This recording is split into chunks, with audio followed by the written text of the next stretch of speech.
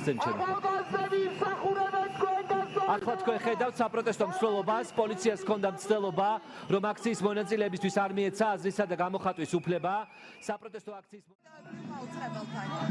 მარტივი მიზეზის გამო, რომ საზოგადოებრივმა მაუწყებელმა აქტიური როლი უნდა შეასრულოს იმ ადამიანების გათავისუფლების საქმეში, რომლებიც არიან უკანონოდ დაკავებულნი, რომლებიც არიან წამების მსხვერპლი და არადამიანური მოქრობის მსხვერპლი.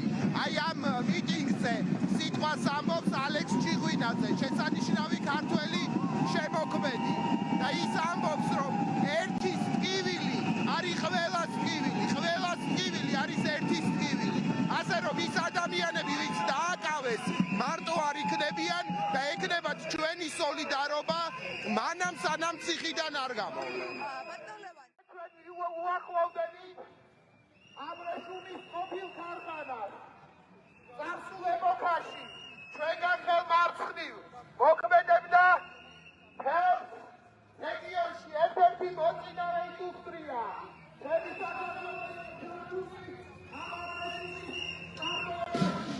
უარი ადამიანი იყო დასაქმებული ამ საწარმოში.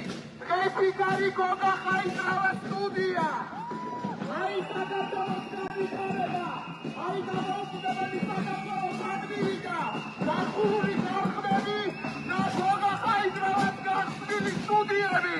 ჩვენ არ გვიდა ესეთი საქართველო, ჩვენ გვიდა აი მოდი ესეთი საქართველო მუშაობდეს. სოლიდარობა ექიმის პატიმრებს თავისუფლება.